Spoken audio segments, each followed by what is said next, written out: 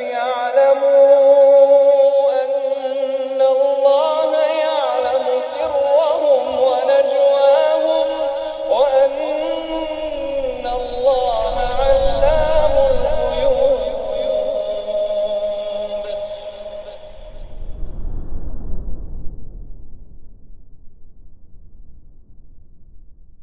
Assalamualaikum warahmatullahi wabarakatuh.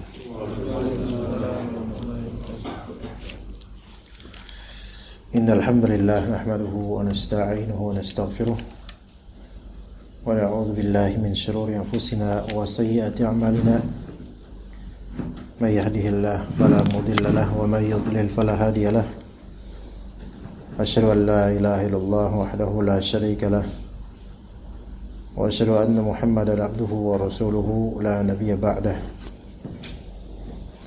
Fa inna asdaqal hadits kitabullah wa khairal hadi hadi Muhammadin sallallahu alaihi wasallam wa syarrul umuri muhdatsatuha wa kullu muhdatsatin bid'ah wa kullu bid'atin dhalalah wa kullu dhalalatin finnar. Amma ba'd. Allahumma inna nas'aluka 'ilman nafi'a wa rizqan thayyiban wa 'amalan mutaqabbala. Khaskan rahimakumullah. Kita lanjutkan kajian kitab Ma'alim fi Tariq Talabil Ilm. Pembahasan kita masih di Talibul Ilm dan Birrul Walidain. Menuntut ilmu dan berbakti pada orang tua. Tapi dikatakan oleh penulis Hafizullah, kami akan memaparkan kepadamu wahai saudaraku penuntut ilmu sebagian riwayat tentang baktinya para imam kepada kedua orang tua mereka dan kesungguhan mereka atas hal itu bersamaan dengan kemuliaan dan ketinggian derajat mereka sebagai imam. Tapi di antaranya di sini beliau menyebutkan 8 kisah, 8 riwayat. Sebagiannya agak panjang dikit dan sebagiannya biasa saja, ya. Dikatakan di sini, anna Iyas bin Muawiyah baka lamma matat ummuh. Iyas bin Muawiyah menangis ketika ibunya wafat. Faqil, maka dikatakan padanya, ma yubkik, apa yang membuatmu menangis? Lalu Iyas bin Muawiyah menjawab, kana li babani maftuhani ilal jannah wa ghulliqa ahaduhuma. Tadinya saya memiliki 2 pintu yang terbuka menuju surga. Lalu sekarang salah satu keduanya telah ditutup.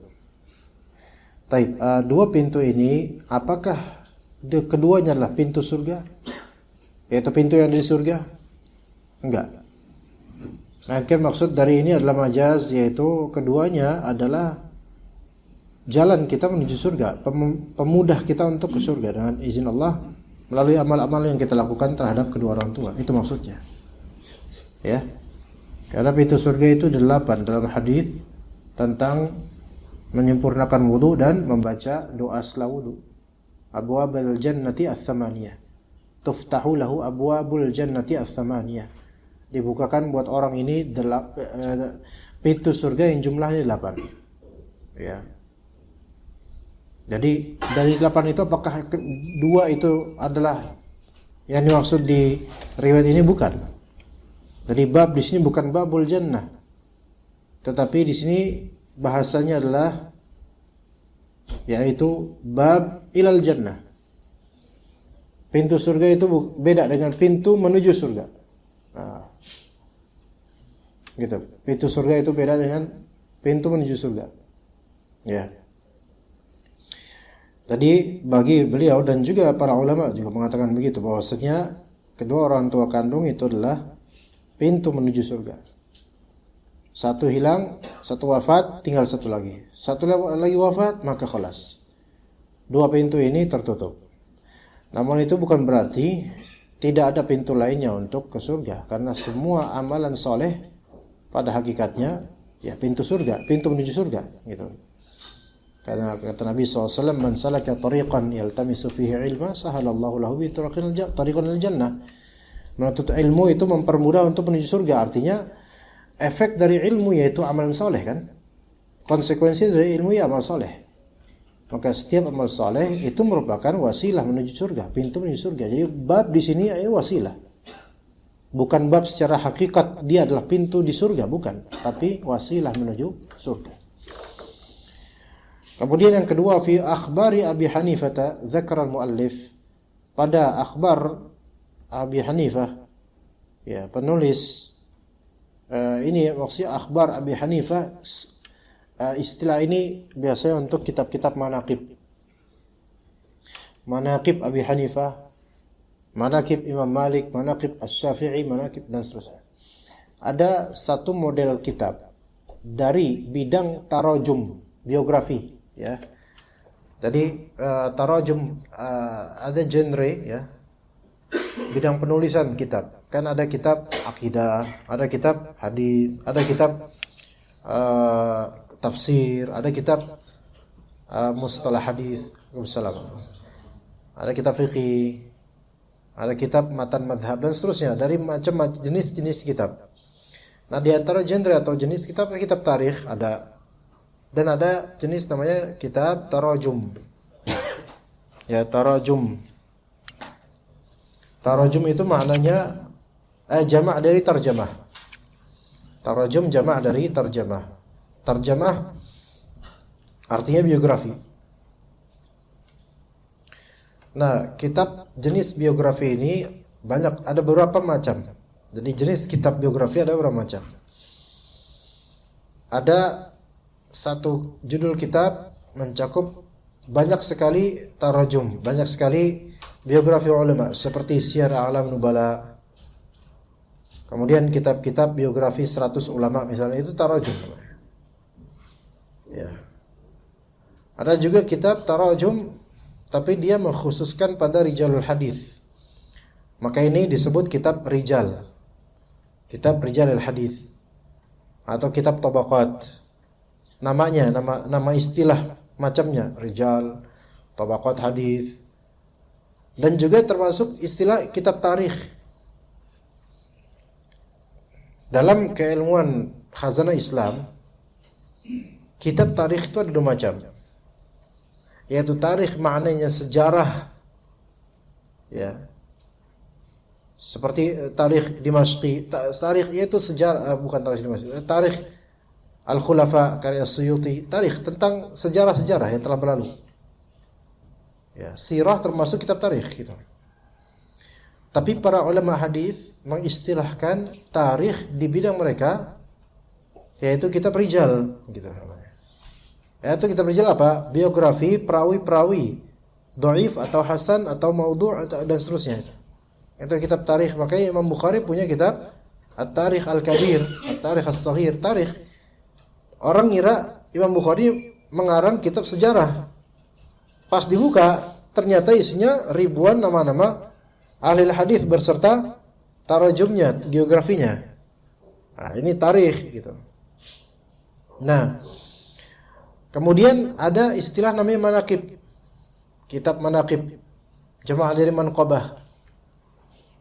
Yaitu kitab yang mengulas biografi dan riwayat-riwayat tentang kepribadian seorang alim. Ini manaqib namanya. Manaqib Abu Hanifah, manaqib Imam Syafi'i, dan itu banyak.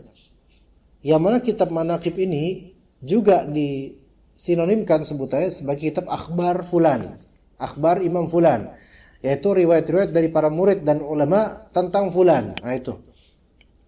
Ya. Misal Ustaz Yazid rahimahullah telah wafat. Nah, mungkin 50 tahun kemudian dikumpulkan dokumen-dokumen dan juga kisah-kisah tentang beliau oleh para periwayat yang langsung mendengar atau melihat beliau. Maka dikumpulkan jadi satu kitab. Nah, ini disebutnya namanya kitab manaqib. Kitab manaqib, ya. Kalau di Aswaja, Hadrohan, perbanaan barang-barang, itu juga disebut kadang-kadang manaqiban. Dari asal dari kata manaqib. Nah, siapa di antara antum yang dulu kayak gitu? Enggak ada. Jadi pernah dengar manaqiban? Itu kan sebenarnya dalam artian mengenang fulan. Tadinya itu tentang mengenang nabi, mengenang alim fulan, atau bahkan kadang haulan Ya, haulan itu memperingati setahun setelah wafatnya fulan. Itu juga kadang disebut manakiban. Ngumpul bareng di kuburannya, terus kadang selawatan, mengirim pahala untuknya, itu manakiban. Benar kayak gitu kan nih biasanya. Iya. Iya. Tapi nanti kalau anak wafat, antum jangan kayak gituin anak, Pak. Iya. Ya, anak minta doanya aja, mintakan ke Allah supaya Allah ampunin anak, itu aja, jangan menakiban. Itu membebani anak itu malah, ya. Nah, di sini ada akhbar Abi Hanifah. Nah, ditulis oleh Ibnu Ahmad Al-Makki. Beliau menyebutkan, kata oleh penulis di sini, anna umma Abi Hanifah halafat yaminan, bahwasanya ibunya Imam Abu Hanifah telah bersumpah. Fahanathat, lalu ia melanggar sumpah itu. Ya. Fastaftat Abu Hanifah. Sang ibu lantas meminta fatwa kepada Abu Hanifah. Jadi ibu minta fatwa sama siapa? Sama anaknya sendiri. Ya. Faftaha falam tarda. Maka Abu Hanifah pun memberikan fatwa kepadanya, namun ibunya tidak terima dengan fatwanya Abu Hanifah. Fatwa anak sendiri nggak diterima, ya. Gimana tuh? Kemudian waqalat la arda illa bima yaqulu Zur'at al-Qas. Aku tidak terima kecuali dengan apa yang dikatakan oleh Zur'ah al-Qas, seorang namanya Zur'ah al-Qas, ini julukan. Kemudian faja'a biha Abu Hanifah ila Zur'ata. Faqal, nah jadi maka Abu Hanifah pun pergi bersama ibunya menemui Zur'ah. Ya. Tadi Abu Hanifah ya enggak marah juga gitu ya. Enggak langsung dasar ibu macam apa difatwain, enggak mau, enggak gitu. Ya. Malah Abu Hanifah mengantarkan ibunya menuju Zur'ah. Maka Zur'ah berkata, "Uftiki wa ma'aki faqihul Kufah."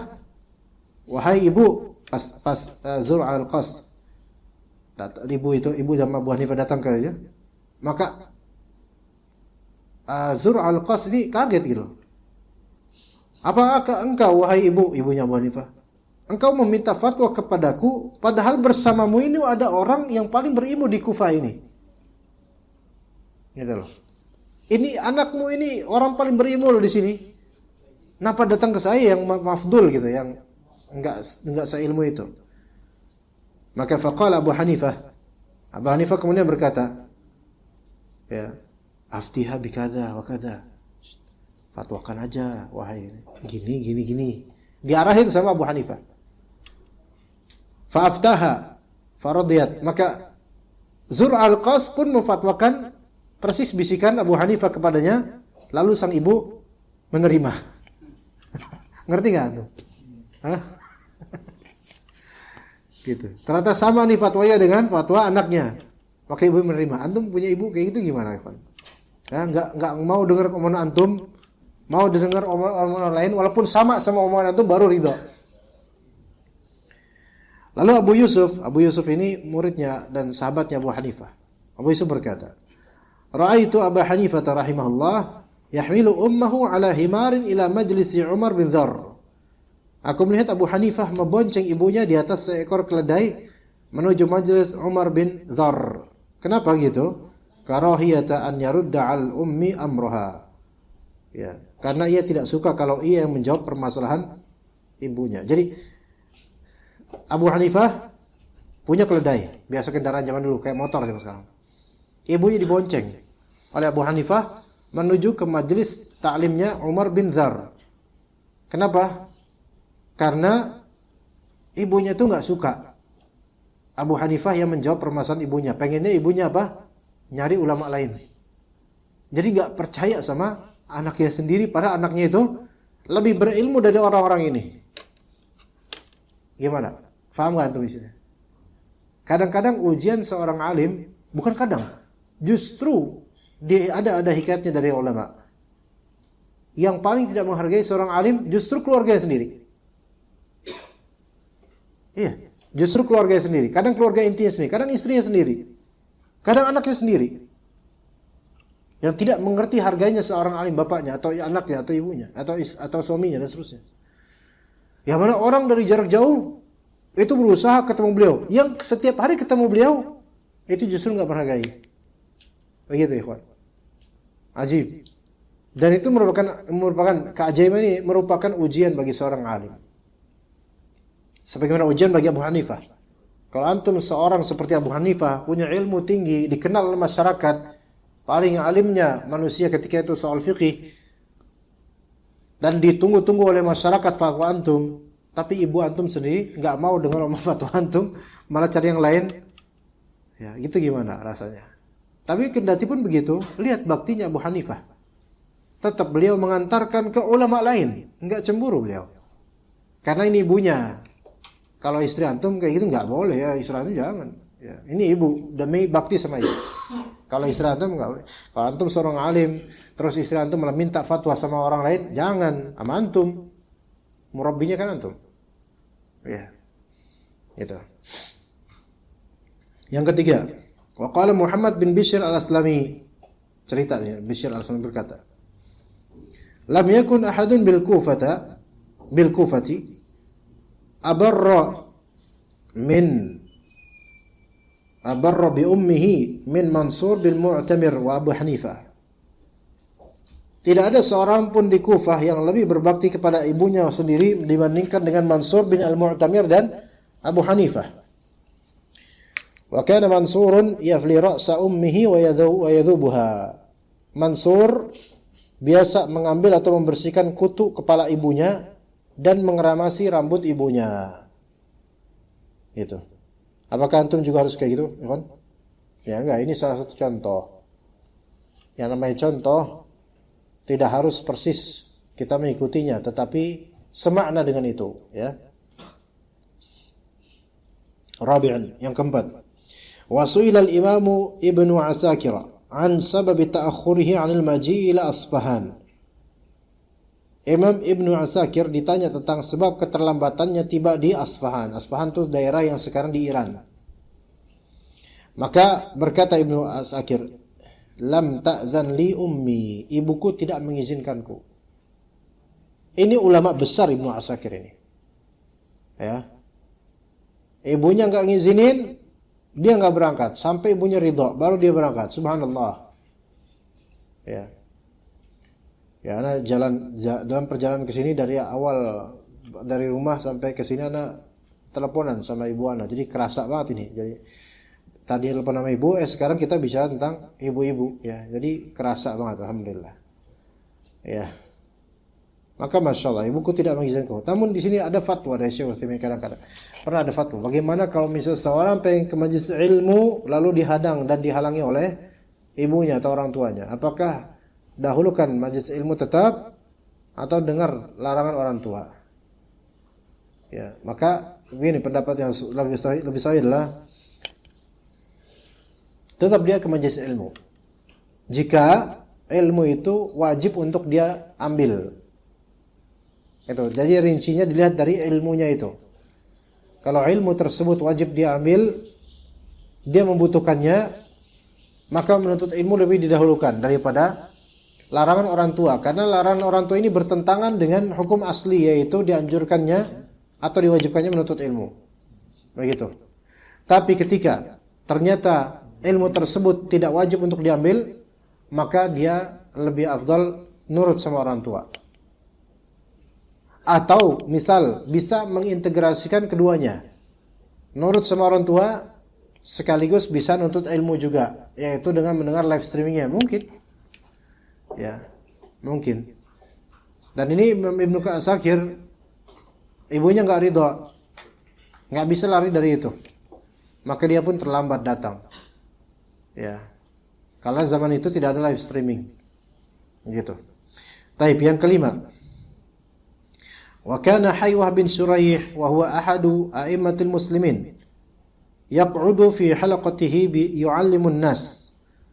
Suatu saat Haywah bin Shuraih, bukan Shuraih, Haywah bin Shuraih, ia merupakan salah seorang imam kaum muslimin Itu pernah duduk di majelisnya memberikan pelajaran kepada orang-orang. Lagi kajian kayak gini, jadi ustadznya gitu.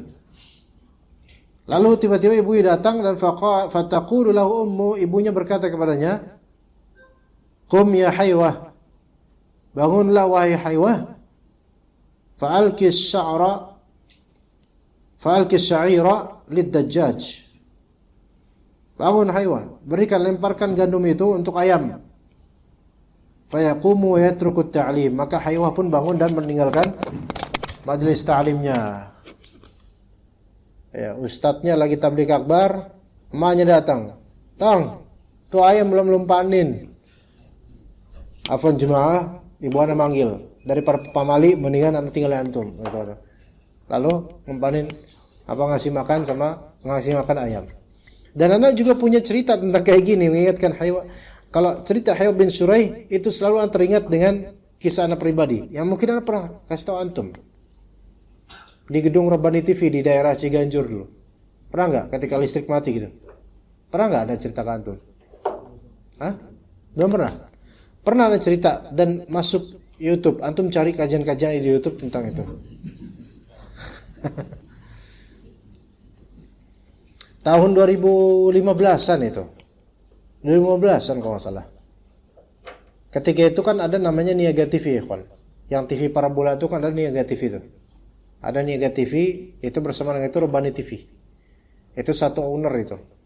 Tapi Niaga TV masuk ke TV parabola, kalau Rabbani TV itu masuk ke YouTube-nya. Alkulihal, Anda memang ketika itu live streaming, live di mungkin Niaga TV masuk juga ketika itu. Satu gedung soalnya, orangnya sama itu juga. Isi kajian. Karena kan ada studionya. Ada studionya. Khusus namanya TV, ada studionya. Dengan peralatan-peralatan ya sebagaimana studio TV. Maka kemudian Anda mulai kajian. Yang ketika itu pengurusnya namanya Ustadz Arif Ardiansyah itu, sekarang di Al-Irsyad, dia kakak kelasan di Al-Irsyad dulu, Ustadz. Dia ngurus kedatangan ustadz-ustadz di situ. Di Ciganjur itu, di jalan Moh Kahfi nama jalannya. Nah, di sore hari itu jam 4-an udah mulai isi kajian. Ternyata HP anak kayak berdering atau gimana gitu, ternyata ibu anak nelpon. Ya, ibu anak nelpon. Kalau nggak salah anak matiin gitu, merahnya. Anak reject gitu kan. Terus nelpon lagi. Anak terima accept, tapi kan anak lagi ngisi kajian. Jadi anak biarkan suara anak itu terdengar oleh ibu anak, lagi kajian gitu. Khalas, akhirnya dimatiin kan? Ya. Enggak sampai semenit kemudian, tiba-tiba satu gedung lampunya mati semua. Jeger, namanya studio, lampu mati semua. Ini studio kan tertutup. Itu hitam, tiba juga hitam semua udah. Astagfirullah, ada apa nih? Ya, mati semua. Ternyata kan wah satu gedung ini mati ada yang konser atau apa ya bisa nih. Udah live streaming mati apa udah nggak ada apa-apa. Kemudian anak teringat, astagfirullahaladzim, tadi anak nggak menerima telepon. Ya gimana anak wajar nggak terima ya, mesti nggak. Ya lagi live streaming gitu loh. Ya. Maka anak teringat langsung. Kemudian anak buka handphone dan ternyata ada SMS dari ibu anak. SMS bukan WhatsApp. Ternyata ibu anak lagi butuh sesuatu ke anak gitu. Wah, anak langsung subhanallah, ini bener ini pamali, ini namanya kalau sunai pamali walat ini namanya. Aduh, anak langsung bilang ke Ustadz Arif Ardiansyah, Ustadz, ini kayaknya penyebabnya ini Ustadz, mati lampu. Ini anak lihat. Tadi anak telepon ibu anak reject. Terus anak perdengarkan, anak lagi kajian. Kayaknya Allah nggak ridho nih, makanya anak kayaknya harus pergi nih. Habis itu diizinkan pergi habis itu. Ya, dan anak telepon ibu anak. Ternyata memang lagi ada kebutuhan ada butuh anak gitu ketika itu. Ya subhanallah, itu yang terjadi wallah. Maka setelah kejadian itu sejak 2015, kalau anak mungkin kajian apapun dimanapun sebesar apapun atau live streaming atau apapun, ayah anak nelpon, ibu anak nelpon, langsung anak ini. Jemaah nanti aja lah. Daripada ntar mati listrik, ayo kan gitu. Iya, itu pernah ada cerita gitu di Jakarta Selatan juga pernah terjadi, pernah kayak gitu.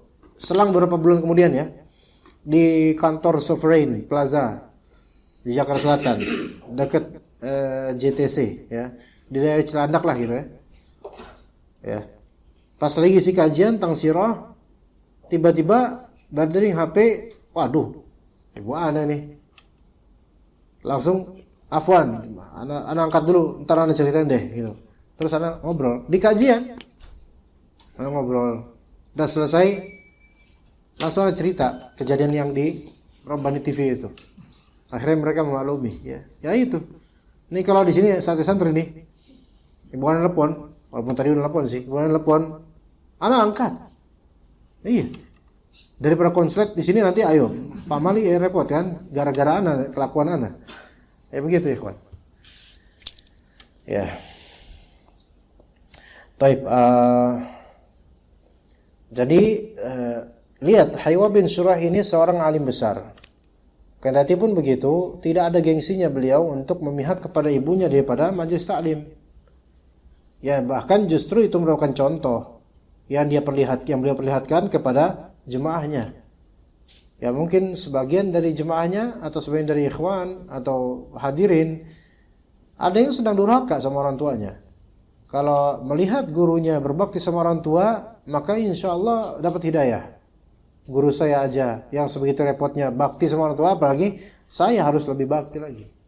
Ya, ada bukunya Ustadz Yazid itu khusus berkaitan dengan orang tua, bakti orang tua. Itu baca antum. Ya. Itu insya Allah bagus banget itu. Ya banyak kitab-kitab lain juga banyak. Ada juga kalau nggak salah Pustaka Ibnu Umar juga ada tentang bakti sama orang tua yang kutip kecil-kecil itu. Bacalah itu. Apalagi ketika antum lagi safar, antum lagi galau, lagi ada masalah. Kalau orang tua antum masih ada, mendekatlah pada mereka. Ya, gitu.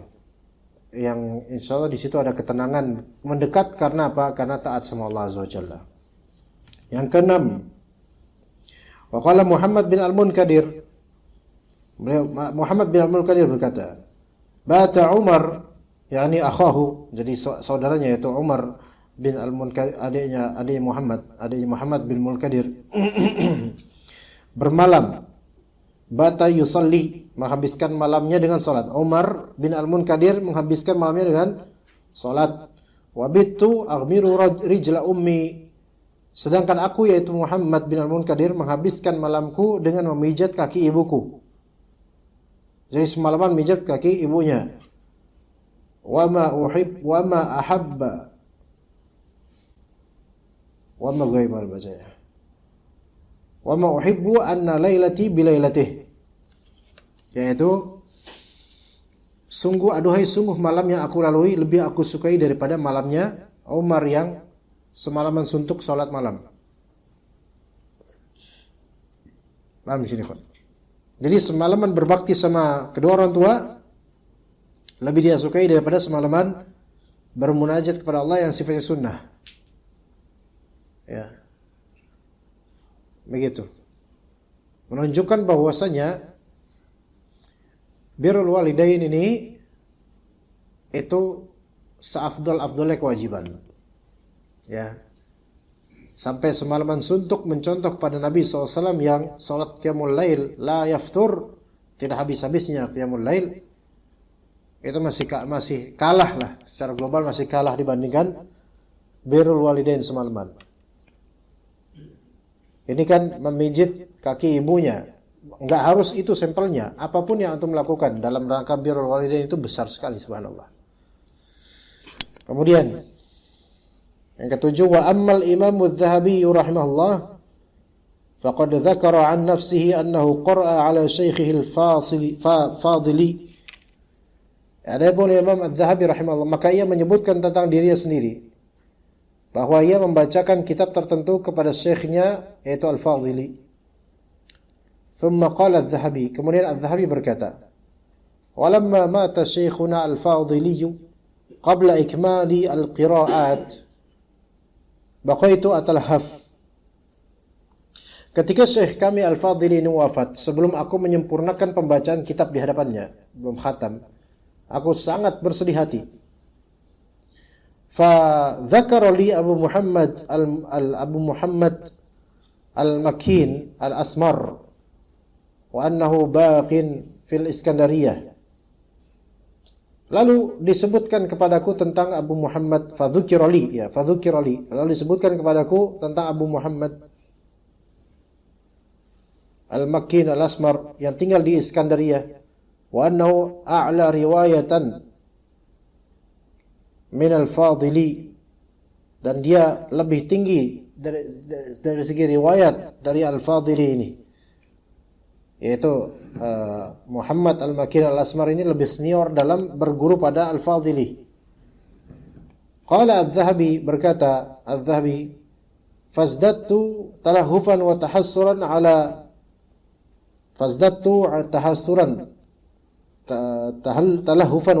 ala luqiyihi wa lam yakun al-walid yumakkinuni min as-safar. Maka semakin bertambahlah kesedihan serta penyesalanku karena tidak bisa bertemu dengan muridnya, ya, bertemu dengan Abu Muhammad Al-Makkin Al-Asmar. Di sini mungkin bisa dikatakan justru Abu Muhammad Al-Makkin Al-Asmar ini di atasnya Al-Fadili. Bukan muridnya, bukan. Di sini bisa dikatakan Al-Fadili ini gurunya Adz-Dzahabi. Dan Al-Fadili ini juga mencari riwayat dari Abu Muhammad Al-Makkin Al-Asmar. Maka ketika Al-Fadili gurunya Adz-Dzahabi itu wafat, maka otomatis Adz-Dzahabi ingin mencari riwayat yang lebih tinggi lagi, langsung ke perawi yang lebih di atas dari gurunya. Faham nggak antum? Ya, nggak, belum paham dah. Jadi riwayat itu ada yang a'la, ada yang tidak a'la. Ya, a'la sanadan atau a'la riwayatan ini. Kalau anda mendengar kisah-kisah dari guru anda dari gurunya lagi gitu. Nah, antum meriwayatkan kisah ini dapat dari lisan ana, berarti kan sanadnya dari ana. A'la sanad yaitu antum langsung mencari riwayat ini dari guru ana yang meriwayatkan ini. Paham enggak? Ya. Misalnya ana dapat riwayat ini dari guru ana Syekh Fulan di Saudi Arabia. Misal, ana riwayatkan, ana ijazahkan riwayat ini ke antum. Kemudian ana punya beberapa riwayat dari guru ana yang belum ana sampaikan ke antum, namun ana wafat duluan. Maka antum pengen mencari a'la sanad yang lebih tinggi, yaitu atas ana, yaitu guru ana yang masih hidup. Ngerti enggak, ikhwan? Dan ini di zaman ulama zaman dahulu, ini termasuk ulul himmahnya mereka, termasuk cita-cita tinggi mereka. Bukan karena gengsi, karena mendapatkan sanad yang lebih a'la itu lebih memantapkan hati akan ilmu ini gitu loh. Iya. Ya. Sekarang ustaz yang banyak muridnya siapa? Misal antum ada di STDI banyak asatidzah kibar misalnya. Ya. Atau Ustaz Abdul Hakim misalnya, atau Ustaz Yazid yang telah wafat. Mereka punya banyak murid yang sekarang jadi ustaz, gitu kan? Antum berguru sama murid-murid mereka, bagus. Tapi antum berguru sama gurunya murid-murid mereka, gimana rasanya? Lebih bagus lagi. Nah, ketika Al-Fadili ini gurunya Adz-Dzahabi wafat, maka Adz-Dzahabi pengen nyari gurunya Al-Fadili. Namun qaddarallah, semakin bertambah kesedihannya Adz-Dzahabi dan penyesalannya karena tidak bisa bertemu dengan gurunya Al-Fadili yang masih hidup, sebab ayahku tidak mengizinkanku untuk bepergian jauh. Jadi demi bakti sama ayahnya, nurut sama ayahnya, enggak pergi ke yang dicita-citakannya itu. Padahal dulu ulama hadis melakukan hal ini itu betul-betul hatinya pengen, beda sama kita sekarang. Kalau kita ada linknya enggak, Ustaz? Nah, gitu. Nyari link doang, enggak mau datang. Oh kita, karena mau dimudahkan, kalau zaman dulu enggak. Tapi lebih pro dengan bakti sama orang tua. Ini menunjukkan kadang-kadang larangan orang tua lebih didahulukan daripada menuntut ilmu yang tidak sampai derajat wajib. Begitu ya.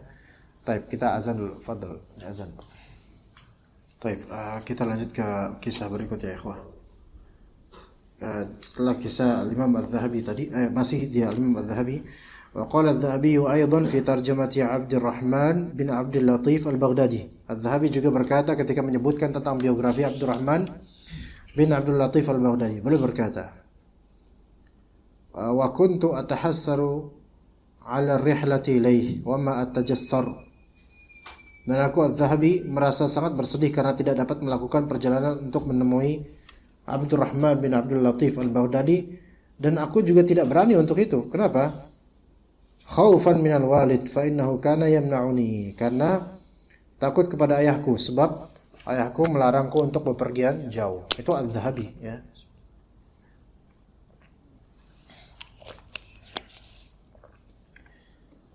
Wa rahila Al-Dhahabi ila ahadil a'immati wa makatha 'indahu muddah. Al-Dhahabi pernah melakukan perjalanan jauh untuk menemui salah seorang imam, dan ia menetap bersamanya beberapa waktu. Maka Al-Dhahabi berkata, wa kuntu qad wa'adtu abi wa halaftu lahu anni la uqimu fi rihlati akthara min 4 ashhur fa khiftu a'uquhu. Sungguh aku telah berjanji kepada ayahku dan bersumpah kepadanya bahwa aku tidak akan menetap dalam perjalananku lebih dari 4 bulan, dan aku takut untuk mendurhakainya. Ya. Ini Imam Al-Dhahabi rahimahullah. Dan kita lihat ya, orang-orang ini kemudian sukses dengan baktinya mereka pada kedua orang tua, ya. Maka dikatakan oleh penulis hafizahullah, kanat hadhihi ba'dul amthilati allati ikhtartuha lak. Itulah beberapa contoh yang kami pilihkan untuk Anda. Litara kaifa kana ulaika al-ulama'u al-kibaru min abarrin nasi biwalidayhim. Agar Anda dapat melihat bagaimana dahulu para ulama besar merupakan sosok manusia yang paling berbakti kepada kedua orang tua mereka. Ya, maka sekarang ditanya oleh beliau, fa aina nahnu jami'an min ulaikal a'lam. Di manakah kita semua dibandingkan dengan mereka para ulama? Atau pembahasan lain. Gimana keadaan antum sama kedua orang tua antum? Sekarang keadaan antum sama kedua orang tua antum, baik yang masih hidup ataupun yang sudah wafat. Yang masih hidup ditanya, tanya pada diri antum masing-masing, gimana keadaan antum sama ayah ibu antum. Kalau sudah wafat, gimana keadaan doa antum dan sedekah antum terhadap ayah ibu antum? Selalu akan ada pertanyaan itu. Selalu harus ada pertanyaan bagi seorang yang dia pengen ke surga Allah Azza wa Jalla. Gimana keadaan antum sama kedua orang tua antum, atau gimana keadaan nafkah antum untuk mereka? Gimana keadaan sedekah antum atas nama mereka? Gimana keadaan wakaf antum atas nama mereka? Gimana keadaan doa antum untuk mereka berdua? Ya. Falnahris 'alal qiyami bi sya'nil walidain. Maka berusahalah dengan sungguh-sungguh dalam berbakti kepada kedua orang tua. Fa fi dzalika, karena dalam berbakti kepada orang tua terkandung berbagai maslahat, banyak maslahat. Yaitu ta'atan lillahi wa ta'atan lin nabi sallallahu alaihi wasallam. Merupakan bentuk ketaatan kepada Allah dan Rasulnya. Merupakan bentuk ketaatan kepada Allah dan Rasulnya sallallahu alaihi wasallam. Ya, jadi bagaimana kita menuntut ilmu kan supaya taat, dan ketaatan yang paling unggul di antara ketaatan terunggul yaitu berbakti kepada kedua orang tua. Kalau itu sudah dilanggar, maka berarti apa arti ilmu kita gitu loh. Apa arti ilmu kita?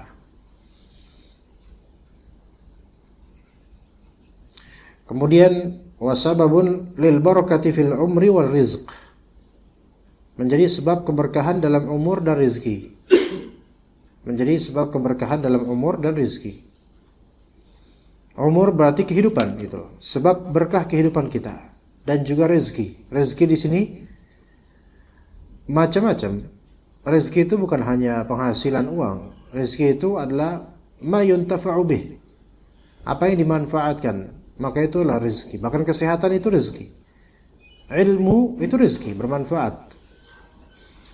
Ya, kita lihat orang-orang yang berkah usianya, berkah penghasilannya, berkah ilmunya, itu nggak lepas dari doa orang tua yang merupakan timbal balik dari kasih sayang mereka dan juga baktinya anak-anak padanya.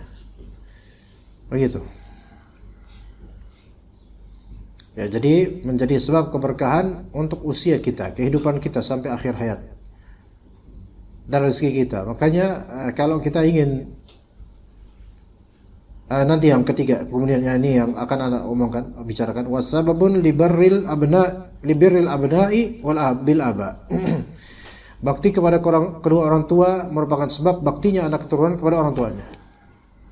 Jadi baktinya antum kepada ibu bapak antum itu menjadi sebab anak-anak antum insyaallah akan mewujudkan hal yang semisal, bahkan insyaallah lebih. Ya, insyaallah lebih. Kalau misalnya kita dapatkan dalam satu keluarga anak-anak yang masih pada ngumpul pas lebaran di rumah orang tuanya. Orang tuanya sudah tua. Di sini ada tanda-tanda dan isyarat dari Allah bahwasanya sang orang tua ini dulu bakti sama orang tuanya. Makanya pas dia usia tua, anak-anaknya masih mau bakti sama dia. Ya, walaupun anak-anaknya itu nggak tahu betapa baktinya bapak mereka kepada orang tuanya, kepada kakek nenek mereka, gitu. Ya. Jadi balasan Allah itu tidak perlu dikenal sejarahnya, tapi akan diketahui efeknya. Ya, akan diketahui efeknya. Artinya kita mendengar kabar orang-orang yang efek kebaikannya itu terdengar dan tersiar, tersohor kita ketahui, tapi kita belum pernah mengetahui sebab, belum pernah melihat sendiri sebab mengapa orang ini kok diberkati, gitu loh. Kita nggak pernah menyaksikan orang ini sebegitu baiknya sehingga dia dapat keberkahan ini, gitu loh. Ya. Kadang orang terkenal kebaikannya bukan ketika dia melakukan kebaikan itu, tapi ketika Allah balas efek kebaikan itu baru dia dikenal, jadi terkenal. Sebagaimana mungkin Rasulullah SAW ketika berkumpul dengan para sahabatnya, Rasulullah bilang akan lewat kepada kalian seorang calon penghuni surga. Itu kan efek dari amalan yang dilakukan, yang nggak tahu, orang-orang nggak tahu apa amalannya, tapi efeknya calon penghuni surga. Efeknya janji Allah untuk dia masuk surga lewat lisan Rasulullah SAW. Maka para sahabat nungguin siapa? Oh fulan, loh fulan gitu. Lagi menggamit sendalnya menuju masjid.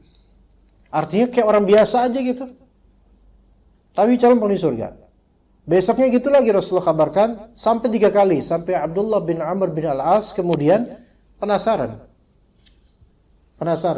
Sampai sedikit berbohong kepada orang ini demi bisa apa? Demi bisa nginep di rumahnya 3 hari, 3 malam. Saya sedang bertengkar dengan istri saya, ya keluarga saya, maka saya mohon nginep di rumah antum, bertamu di zaman Nabi itu, bertamu di zaman Nabi itu beda dengan bertamu sekarang, ikhwan. Bertamu sekarang sejenak bertamu istilahnya, tapi kalau di zaman Nabi bertamu itu sampai nginep, ya maksimal 3 hari, lebih dari 3 hari maka itu kebaikan dari tuan rumah. Maka nginep malamnya, nggak ketahuan apa sebabnya, orang biasa aja. Kayak mulail pun nggak kelihatan.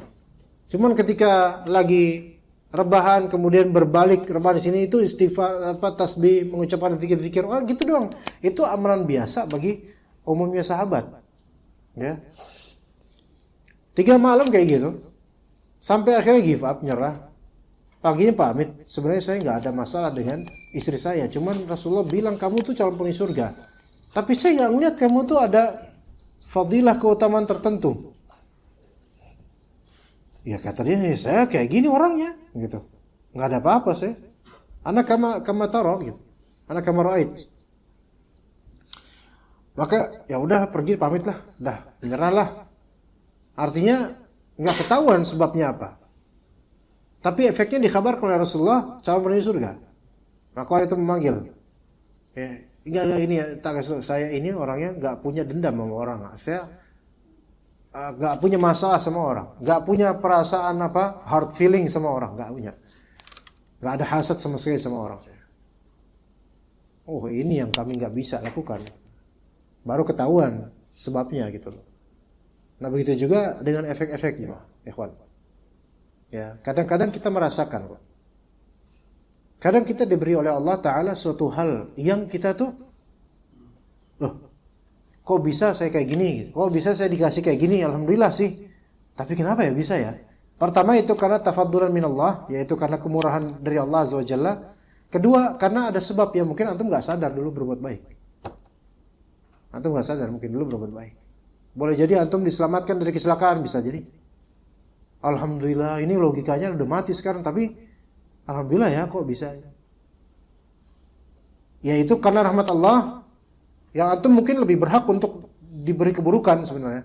Tapi Allah merahmati antum, tapi Allah menancapkan ada sebab sebelumnya. Mungkin aja sebelumnya antum menyelamatkan seseorang. Ya, mungkin aja.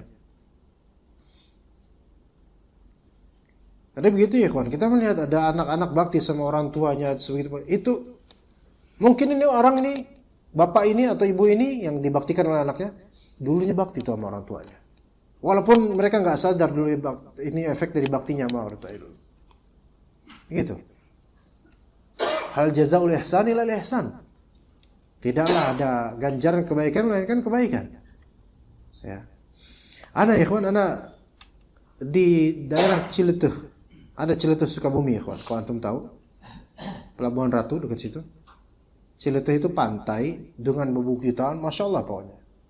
Ana sama teman-teman ikhwan Keranggan dan teman-teman itu, kita ngadakin daurah kecil-kecilan bareng beberapa ikhwan, mungkin jumlahnya mungkin separuh dari seginilah. Itu kita nyewa cottage di sana, kemudian di pinggir pantai, rihlah di sana, kita mengkhatamkan kitab Jihad Melawan Perdukunan karya Ustadz Abu Ubaidah As-Sidawi, Yusuf As-Sidawi, hafizahullah. Nah, di suatu siang itu, ana sama teman-teman kisaran 5 atau 6 orang atau 7 orang, sama ikhwan-ikhwan kita yang di Kerakat, kita jalan di sana, bawa bola, kemudian ke sebuah sungai yang cuma segini atau segini dalamnya. Itu sungai, pertemuan sungai dengan lautan, pertemuan sungai dengan laut. Di sungainya tuh segini doang, enak. Air sungai itu kan dia dingin, kemudian laut hangat gitu kan. Jadi kadang ombak di laut ser gitu, ketemu hangat sama dingin. Pertemuan sungai dia sama laut. Nah kemudian kita makin lama itu seperti dunia, lezat gitu di situ, enak, bahagia, kita sama-sama bercanda gitu di situ. Sampai perlahan-lahan kita mulai tiba-tiba udah mulai ke laut gitu loh. Itu nggak sadar gitu, kayak mesmerize gitu, kayak terhipnotis untuk ke situ. Pantai Selatan bro, ya bukan karena Nyi Kidul, karena emang kitanya nggak keenakan gitu, kayak dunia gitu loh. Udah agak ke tengah itu bahaya banget itu. Makanya orang tuh nggak ada yang di situ gitu loh, karena bahaya itu tempat gitu loh, pertemuan sungai sama laut. Dan kita orang awam makan hal ini, balul kita ketika itu. Dan aneh yang paling jauh terakhir sama Abu Maryam, namanya Abu Maryam itu Doni namanya, itu di depan anak paling jauh di laut gitu loh, ke arah laut paling jauh. Tiba-tiba itu udah segini aja, tiba-tiba tadinya segini, tiba-tiba udah segini, tiba-tiba subhanallah gitu, langsung ayo kita. Dan apa yang terjadi itu, anak berusaha untuk jalan susah, lari susah. Kenapa? Karena di dalam ini kayak ada puseran dan juga kerikilnya apa namanya, debu pantai, pasirnya tuh kayak anak nginjuk tuh kayak sia-sia gitu loh. Kayak gimana ya bahasanya? Iya, kayak kita malah makin jauh gitu loh. Subhanallah. Itu sampai wajah anak berusaha untuk tenang, wajah nggak bisa dibohongin. Itu sampai si Umarnya melihat, dia sampai diem tuh ngeliat, ya mati deh. Mungkin pikiran dia kayak gitu tuh.